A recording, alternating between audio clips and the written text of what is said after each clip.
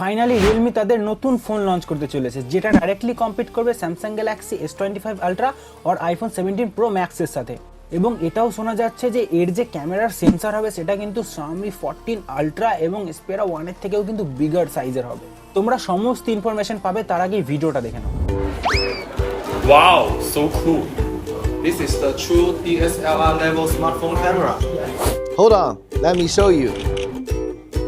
Wow, what on earth is this? This is a game changer for the mobile photography, and I'm going to launch it very soon in MWC.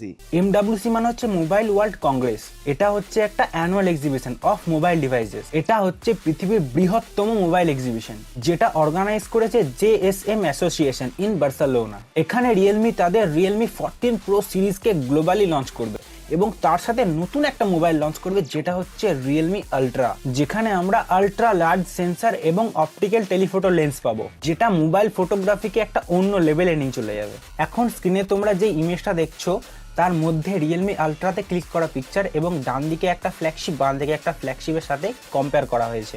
Realme claim করছে তাদের এই ফোনটা true DSLR level camera smartphone. March মাসের 3 থেকে 6 তারিখের মধ্যে এই ফোনটা লঞ্চ হতে চলেছে এবং লঞ্চ হওয়ার পরেই কিন্তু আমরা এর সমস্ত স্পেসিফিকেশন জানতে পারবো। তোমরাও যদি জানতে চাও তাহলে চ্যানেলটাকে সাবস্ক্রাইব করে নিতে পারো। আর আজকের জন্য এতটুকু ইনফরমেশন আমার কাছে ছিল। যদি তোমাদের ভিডিওটা ভালো লাগে তাহলে অবশ্যই লাইক করো এবং তোমাদের এই ফোনটা সম্বন্ধে কি মনে হয় কমেন্টে জানাও। আজকের জন্য এখানেই, দেখা হবে নতুন কোনো ভিডিওতে।